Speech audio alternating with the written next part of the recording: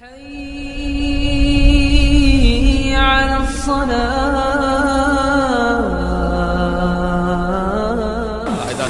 نبی کی محبت کا دم بھرتے رہنا. جب بھی آپ کو اب ماہ میلاد کی آمد ہے، ماہ میلاد النبی صلی اللہ علیہ وسلم کی آمد ہے. مرحبا مرحبا یا شہر ربیع الاول، اے ربیع الاول کے مبارک مہینے تیرا آنا مبارک ہو ہمارے لیے. یا شہر میلاد، اے میلاد کے مہینے تیرا آنا مبارک ہو ہمارے لیے. کیوں نہ ہو میاں، وہ نبی کی آمد جس مہینے میں ہوئی، جس تاریخ میں ہوئی، جس دن ہوئی، وہ یقیناً سارے عالم کے لیے بہت بڑی عید ہے. اور میں کہتا ہوں کہ ساری دنیا کی جتنی عیدیں منائی جاتی ہیں وہ سب عیدوں کی بھی وہ عید ہے.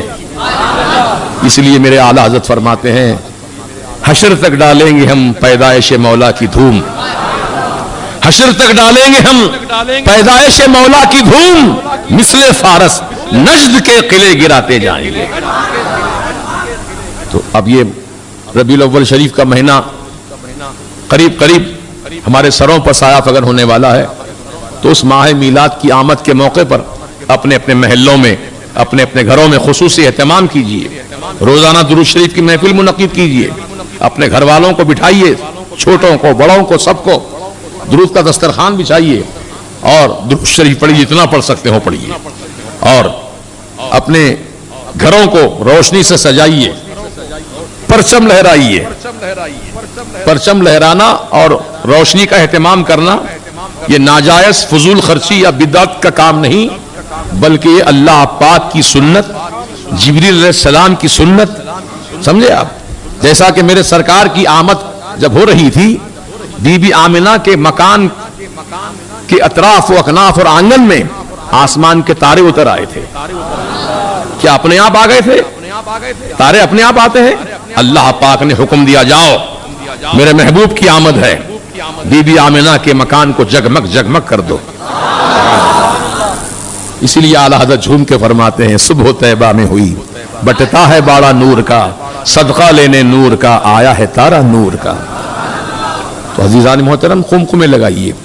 حضرت شاہ فضل حق علیہ رحمت و رضوان 12 ربیع الاول شریف کو یعنی شب میلاد اپنے مکان کی چھت پر 12 چراغ روشن کرتے تھے، 12 چراغ جلاتے تھے.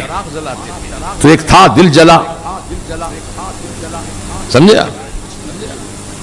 ایمان سے محروم، عقل کا اندھا حضرت فضل حق خیر آبادی کے پاس آیا، کہنے لگا، حضرت آپ اتنے بڑے عالم ہیں، اتنے بڑے فاضل ہیں، اور یہ خرافاتی کام آپ کر رہے ہیں، یہ کیا چراغ لگا رکھے ہیں آپ نے؟ کیوں لگائے ہیں؟ کہا میرے آقا کی آمد کی خوشی میں لگایا. لگانا ضروری ہے، بالکل ضروری ہے. اگر تو بجھانا چاہتا ہے تو جا بجھا دے. وہ گیا عقل کا اندھا سڑا ہوا، جا کر ایک چراغ کو پھونک مارا، چراغ بجھ گیا. دوسرے چراغ کے پاس آیا، اس کو پھونکا، دوسرا بجھ گیا، لیکن پہلے والا اپنے آپ جل گیا. تیسرے کو بجھایا، تیسرا بجھ گیا، لیکن دوسرا جل اٹھا. اس طریقے سے پھو کرتے کرتے فجر ہو گئی. فجر کا وقت آ گیا، پھو کر رہا ہے. ایک چراغ بجھتا ہے، دوسرا چراغ خود بخود جل اٹھتا ہے. کہا کیا بجھا دیا؟ کہا حضرت بجھاتا تو لیکن خود بخود جل اٹھتے ہیں. تو کہا نادان، ابھی نہیں سمجھا تو؟ جس چراغ کو فضل حق نے روشن کیا اس کو تو نہ بجھا سکا، جس چراغ محمدی کو اللہ نے روشن کیا ہے اس کو کون بجھا سکتا ہے؟ خاک ہو جائیں عدو جل کے مگر ہم تو رضا، دم میں جب تک دم ہے ذکر ان کا سناتے جائیں گے.